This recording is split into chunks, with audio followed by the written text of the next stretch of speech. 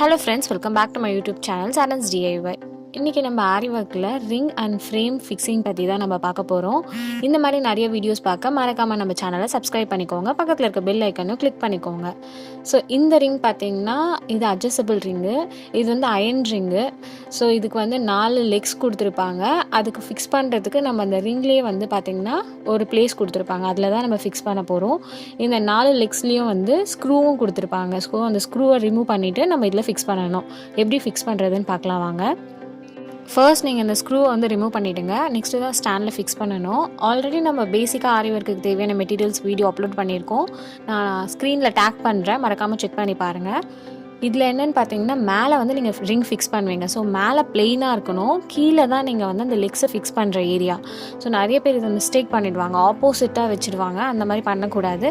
ஏன்னா மேலே நம்ம ரிங்கை ஃபிக்ஸ் பண்ணுவோம். ஸோ பேஸில் நீங்கள் லெக்ஸை ஃபிக்ஸ் பண்ணுங்கள், சரியா? இதே மாதிரி 4 சைடும் நம்ம ஃபிக்ஸ் பண்ணிக்கணும்.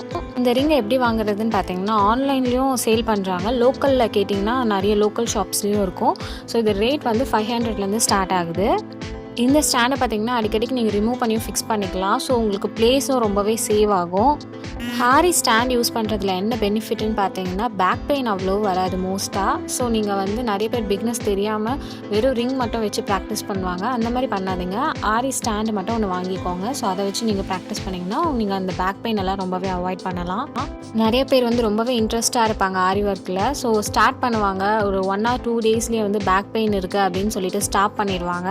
ஸோ அந்த மாதிரி பண்ணாதீங்க. எந்த ஒர்க்காக இருந்தாலும் நீங்கள் ஸ்டார்டிங்கில் ரொம்பவே கஷ்டமாக இருக்கும். நீங்கள் ரொட்டீனாக பண்ணிகிட்டே இருந்தீங்கன்னா அந்த கஷ்டம்லாம் உங்களுக்கு தெரியாது. பாருங்கள், இந்த 4 சைடும் நம்ம இந்த லெக்ஸை ஃபிக்ஸ் பண்ணிட்டோம். நல்லா டைட்டாக ஃபிக்ஸ் பண்ணிக்கோங்க. வேணும்னா நீங்கள் வந்து ஸ்பேனர் வச்சும் டைட் பண்ணிக்கலாம்.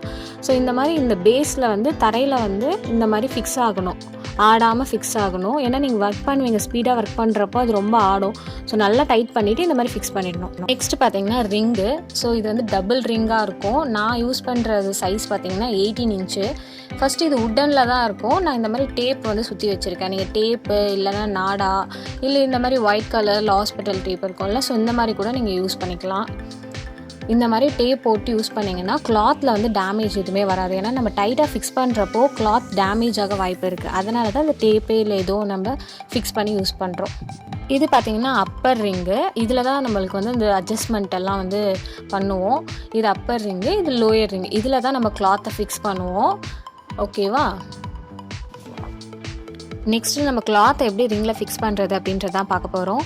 நம்ம வந்து லோயர் ரிங் இருக்குது பார்த்தீங்களா, அது மேலே தான் நம்ம இந்த கிளாத்தை வந்து விரித்து போடுவோம்.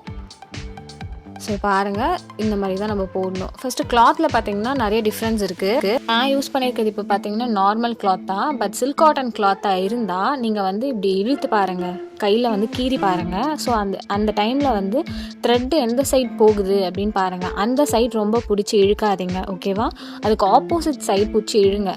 இல்லைனா நீங்கள் ஒரே சைடே அந்த த்ரெட் போகிற சைடே நீங்கள் இழுத்தீங்கன்னா உங்கள் கிளாத் வந்து ரொம்பவே டேமேஜ் ஆகும். அது கஸ்டமருக்கு ரொம்பவே அன்சாட்டிஸ்ஃபைடாக இருக்கும். ஸோ அதனால தான் நான் சொல்கிறேன், நல்லா ஞாபகம் வச்சுக்கோங்க இதை. இப்போ இந்த லோயர் ரிங் மேலே நம்ம இந்த கிளாத்தை இந்த மாதிரி போடுறோம். ஸோ நல்லா போட்டுட்டு பாருங்கள், ரிங்கு தெரியுதா உங்களுக்கு? நெக்ஸ்ட்டு நம்ம அப்பர் ரிங் எடுத்துகிட்டு அதை வந்து நம்ம லோயர் ரிங் மேலே ஃபிக்ஸ் பண்ணுறோம். ஃபிக்ஸ் பண்ணுறப்போ உங்களுக்கு கஷ்டமாக இருந்தது அப்படின்னா அந்த அட்ஜஸ்டபிள் ஸ்க்ரூ இருக்குது பார்த்தீங்களா, இதில் நீங்கள் வந்து அட்ஜஸ்ட் பண்ணிக்கலாம். லூஸ் பண்ணிக்கோங்க. லூஸ் பண்ணிவிட்டு இந்த மாதிரி நம்ம செகண்ட் ரிங்கில் ஃபேஸ் பண்ணணும். செகண்ட் ரிங்கில் இந்த மாதிரி ஃபிக்ஸ் ஆகிற மாதிரி நம்ம ஃபேஸ் பண்ணி நம்ம இதை லாக் பண்ண போகிறோம், ஓகேவா? இப்போ பார்த்தீங்கன்னா லைட்டாக கொஞ்சமாக வந்து லாக் பண்ணுங்கள், ரொம்ப டைட் பண்ணிடாதீங்க. ஸோ கொஞ்சமாக நீங்கள் டைட் பண்ணிவிட்டு இப்போது நீங்கள் அந்த ரிங்கில் வந்து நல்லா டைட் ஆகிடுச்சு அப்படின்னு பாருங்கள். இப்போ வந்து கொஞ்சம் கொஞ்சமாக இழுங்க. நான் இழுக்கிறது பாருங்கள், ரொம்ப டைட்டாக இழுத்துட்டிங்கன்னா ஒரே சைடாக வந்துடும் இந்த கிளாத்து. ஸோ கொஞ்சம் கொஞ்சமாக அப்படியே இழுத்துகிட்டே வரணும். இதே மாதிரி அந்த ரிங் ஃபுல்லாக நீங்கள் வந்து இதே மாதிரி பண்ணணும். ஸோ கிளாத்தை ஃபிக்ஸ் பண்ணும்போது கொஞ்சம் கேர்ஃபுல்லாக பண்ணுங்கள். நிறைய பேர் பிகினர்ஸ் என்ன பண்ணுவாங்க, டைட்டாக பிடிச்சி இழுத்துருவாங்க. அப்படி இழுத்திங்கன்னா ரிங்லேருந்து வந்துடும் அந்த கிளாத்து. ஸோ கொஞ்சம் கொஞ்சமாக இழுங்க. ஆரி ஒர்க்கில் எதனா டவுட்ஸு இல்லை நம்மக்கிட்ட ப்ளவுஸ் ஆர்டர் பண்ணணும்னு நீங்கள் நினச்சிங்கன்னா ஸ்க்ரீனில் தெரிகிற வாட்ஸ்அப் நம்பருக்கு இல்லை இன்ஸ்டாகிராம் ஐடியில் என்னை காண்டாக்ட் பண்ணுங்கள். கண்டிப்பாக நான் உங்களுக்கு கிளியராக எக்ஸ்பிளைன் பண்ணுவேன், என்ன ப்ரொசீஜர் ஆர்டர் பண்ணுறதுக்கு அப்படின்ற டீட்டெயில்ஸ் எல்லாமே உங்களுக்கு நான் கன்வே பண்ணுவேன். ஸோ இதே மாதிரி நீங்கள் ஃபிக்ஸ் பண்ணிட்டதுக்கப்புறம் நெக்ஸ்ட்டு இன்னொரு வாட்டி இந்த ஸ்க்ரூவை வந்து நீங்கள் அட்ஜஸ்ட் பண்ணணும். ஸோ டைட் பண்ணணும். ஸ்க்ரூவை பார்த்தீங்கன்னா நல்லா டைட் பண்ணிவிடுங்க. டைட் பண்ணிவிட்டு நெக்ஸ்ட்டு அதே ப்ராசஸ் தான். அதே மாதிரி நீங்கள் வந்து கிளாத்தை பொறுமையாக இழுக்கணும். ரொம்ப டைட்டாக இழுக்கக்கூடாது. மோஸ்ட்டாக ஆரி ஒர்க் பார்த்திங்கன்னா எந்த கிளாத்தில் யூஸ் பண்ணுவீங்க அப்படின்ற டவுட்ஸ் நிறைய பேர் கேட்டிருந்தீங்க. சாரீ கிளாத்லேயும் நம்ம பண்ணலாம் ஆரி ஒர்க்கு. பிளெயின் சாரீ கிளாத்னா பண்ணலாம், இல்லை பார்டர் இருந்தாலும் நம்ம பண்ணலாம். மோஸ்ட்டாக வந்து சில்க் காட்டனில் தான் நிறைய பேர் பண்ணுவாங்க. ஸோ சில்க் காட்டன் ப்ளவுஸை பொறுத்த வரைக்கும் பார்த்திங்கன்னா அதில் த்ரெட்டெல்லாம் ரொம்பவே மெலிசாக இருக்கும், ரொம்ப சாஃப்டாக இருக்கும். ஸோ அதை நீங்கள் ஒரே பக்கம் ஒரே டேரெக்ஷனில் நீங்கள் இழுத்திங்கன்னா கண்டிப்பாக அந்த கிளாத் வந்து டேமேஜ் ஆகிடும். ஸோ அதனால் என்ன பண்ணணும்னா ஆப்போசிட் சைடாக கொஞ்சம் கொஞ்சமாக இழுக்கணும். ஒரேடியாக நீங்கள் ஸ்க்ரூவை டைட் பண்ணிவிட்டு இழுத்திங்கன்னா அது வந்து ரொம்ப ஒரு மாதிரி ஆகிடும் அந்த கிளாத்து. ஓகேவா? ஃபைனலாக ஒரு வாட்டி நீங்கள் ஸ்க்ரூவை நல்லா டைட் பண்ணிக்கோங்க, ஒரு வாட்டி செக் பண்ணிக்கோங்க. ஓகேவா? பாருங்கள், இதுக்கு மேலே அதை டைட் பண்ண முடியாது, அந்த அளவுக்கு நான் டைட் பண்ணியிருக்கேன். சரியா? ஒரு வாட்டி நான் உங்களுக்கு செக் பண்ணி காமிக்கிறேன் பாருங்கள். டைட்டாக அழுக்கிறேன், அந்த எந்த சுருக்கமே தெரியவே இல்லை அந்த ஸ்க்ரீனில். அந்த அளவுக்கு நம்ம வந்து பண்ணியிருக்கணும். இந்த மாதிரி வீடியோஸ் உங்களுக்கு பிடிச்சிருந்ததுன்னா மறக்காமல் நம்ம சேனலை சப்ஸ்கிரைப் பண்ணிக்கோங்க. பக்கத்தில் இருக்க பெல் ஐக்கானே கிளிக் பண்ணிக்கோங்க. எதனா டவுட்ஸ் எதனா இருந்ததுன்னா எனக்கு கமெண்ட் பண்ணுங்கள், இல்லைனா எனக்கு வாட்ஸ்அப் பண்ணுங்கள், நான் கண்டிப்பாக கிளாரிஃபை பண்ணுறேன். ஸோ நம்ம ஃபைனலாக எல்லாத்தையும் நம்ம வந்து டைட் பண்ணியாச்சு.